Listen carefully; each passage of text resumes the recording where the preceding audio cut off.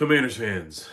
I can't say what's good, Commanders fans, because there's nothing really good that happened in this game.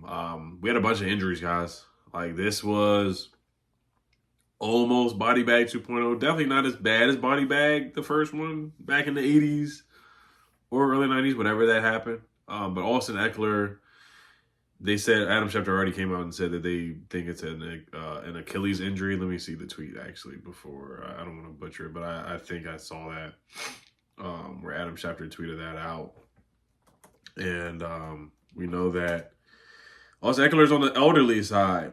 You know, we have a couple players that are on the elderly side. We are the oldest team in the league versus the youngest team in the league, in the Packers. Commander said Austin Eckler suffered an Achilles injury. Awful. So, and it was a non-contact injury. He got carted off the field. Deatrich Wise got carted off the field. Noah Brown was out. John Bates did not return. Trey Amos came back in the game. Brandon Coleman got hurt, came back in the game.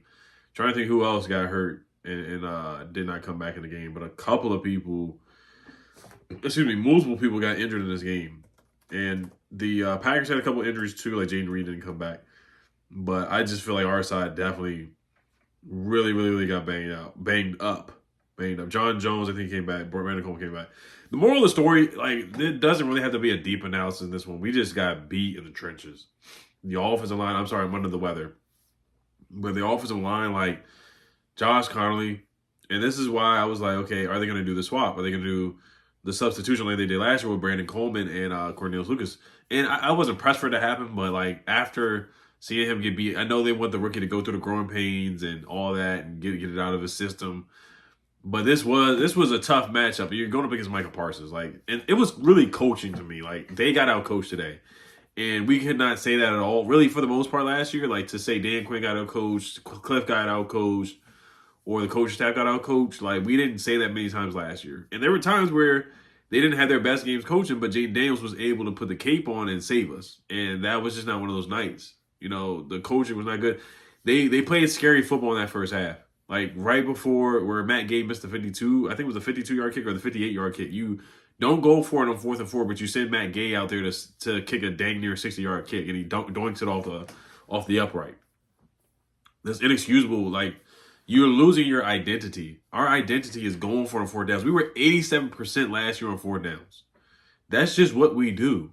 And when we did go for it on 4th down, we didn't throw the ball to Terry, we didn't throw the ball to Debo, we threw the ball to Jalen Lane. And I like Jalen Lane, but, like, you got to give it to your best players. A lot of guys were blanketed tonight. Like, I got to give credit to the Packers. Like, they have a legitimate defense. Like, they don't have a lot of big names. Like, of course, they have Micah, but, you know, Lucas Van Ness, he's good. Rashawn Gary's good. But their corners, like Nate Hobbs, like, they don't have a cornerback one. They don't have, like, a standout lockdown type of island by himself type of corner. They just don't have that. But their guys play really well. They had a lot of pass deflections, a couple pass breakups. Jaden did not have his best game at all. He was off. He threw a jump ball to Austin Eckler. He threw a ball into the dirt, targeting Terry McLaurin on a 3rd and 3, or it was like a 4th and 3 or 3rd and 3, something like that. He was just off. He was a little rattled. He could definitely hear the footsteps. I'm not going to say he was seeing ghosts or anything like that. And then Noah Brown had a huge drop on a 3rd and 9. He didn't have his best game. Marshawn Lattimore. Like, I'm just not high on him, man. Like, Marshawn Lattimore, like, he looks a little cooked. Like, he stepped up a little bit in the second half. I'll give him credit. Like, he looked better in the second half. But he was getting cooked on that first drive. Of course, he has 2 penalties. I don't think he's got an interception while he's been here. He has more penalties than he has than impactful plays as a Commander. He just does. And that's just what it's been with Marshawn Lattimore so far. But like I said, Cliff leaving Josh Connolly on an island on a 3rd down against Michael Parsons, and then Connolly gets a holding penalty and gives up a sack on the same play, gives up a half a sack on the same play. It's just inexcusable coaching. Like, you knew the game plan was to chip or double Michael Parsons. There was times where they chipped, and he still beat Josh Connolly on the inside. Like, this is how rough of a night it was for Josh Connolly. He gave up 9 pressures, 5 hurries, 3 sacks, and 1 quarterback hit. Josh Connolly had a 21.7 pass pro effectiveness grade. Now, the thing with Adam Peters, like, you moved him from left tackle to right tackle, so you knew it was going to be a struggle. Like, you're moving him from left tackle to right tackle, which is not what he played in college. He was primarily a left tackle in college. And I know Cliff wrote down on a piece of paper he wanted Josh Connolly and all that. Like, I'm not going to sit up here and bash Josh Connolly, but, you know, it's just obvious. It's obvious. So, you know, the Raiders, they got Max Crosby. They got dogs, too. They're a darn good team too. They're not a bad team. Like they're worse than the Packers. That's gonna be the tight ends. All right, let's get to sleeper guys. Unfortunately, I did not put my picks on sleeper for you guys. I put it on Twitter, so I'm gonna put my Twitter down in the description. Make sure you guys follow me on Twitter because I will post some of my sleeper picks. This was the first hit that we got. It was 3.5 receptions by Zach Ertz. But let's get to the video and then we'll get back into it. Let's give a quick shout out to our today's sponsor, Sleeper. What's good, Commanders fans? Just wanted to give you guys a great deal with the promo code Oliver for Sleeper. Make sure you guys check out the Sleeper app. First time users, you get 100% deposit match up to $100 for your first time using Sleeper. Sleeper is a great fantasy app for all sports, especially the NFL, for more or less on player projections. You pick the more or less on the projections like Terry McLaurin. Receptions, you can pick the more on that for 4.5 receptions on Sunday against the Giants. I'm taking more on that. And they also have great deals. Joe Burrow, Pat Mahomes, they have free squares, more than half a pass yards. They're going to step on the field and get that. So make sure you guys check out Sleeper. Also on Sleeper, you have a chance to 1,000 times your cash on daily fantasy football on Sleeper. Check it out. Terms and conditions apply. So the pick, like I said, I'm giving you for you guys on Sleeper is Terry McLaurin, more than 4.5 receptions, and then take the free square with Joe Burrow, more of a half a passing yard, which is just insane. It's just a great deal that they're giving. Free money, a free play that they're giving on Sleeper. Great deal. Terms and conditions apply on Sleeper. Like I said, first-time users, 100% deposit match up to $100. Click on the link down below in the description and use promo code Oliver. Let's get back to the video. Peace. All right, so it was receptions for Zach Ertz. More than 3.5 receptions. That did hit with the free square for Pat Mahomes, over a half a passing yard, which Pat Mahomes is going to get that once he stepped on the field. So make sure you guys sign up for Sleeper. First-time users, you get a first-time deposit match up to $100, 100% deposit match up to $100 for first-time users for using the Sleeper app. And we did hit. So we're 1-2 on the season. We're 1-2 on the season. Zach Ertz, no yak. Zach got some yak. He got some yak on the play. Debo looked good again, I thought, for the most part.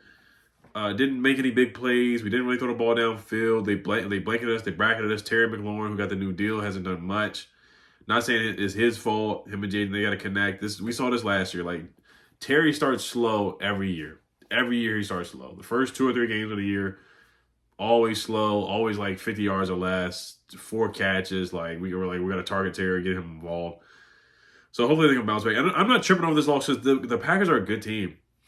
They're a good team. Like, they don't have number one. They don't have a number one receiver or any flashy players, but they play really, really well together. And they're very well coached. They have a good quarterback in Jordan Love. He ran for a first down and leveled Trey Amos. That's how Trey Amos got hurt. Jaden Reed got hurt. That was a tough catch by him, but they called a penalty on that.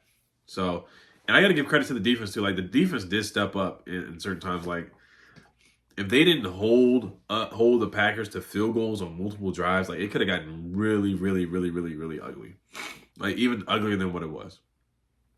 So I gotta give the defense a little bit of credit, even though they didn't have their best game. Like, Tucker Kraft, Luke Musgrave were running wide open for the majority of the game. Like, it was third downs. Whenever we needed a stop, the tight ends were usually left wide open, and they made big plays. Like, whenever we needed to stop. Brock Bowers next week, there's going to be a tough matchup, and, they cannot allow him because he will go for 100 yards receiving. If you leave him wide open, he's going to go for 100 yards receiving. All right, let me write my notes here. I thought Trustway had a good game. That's like one of the few positives. Trustway had a good game. We talked about this is back to talking about the punter, and that's traumatizing from years in the past where the best player on the field was the punter. Timeouts. We didn't use the timeouts before the missed field goal, so clock management wasn't good. Jaden Daniels was inaccurate today. So, like, you can beat the Giants by 20 points by playing the way we played today, but you can't beat good teams like the Packers playing the way that we play today. It's just not going to happen. Marshawn got a cook. I talked about that.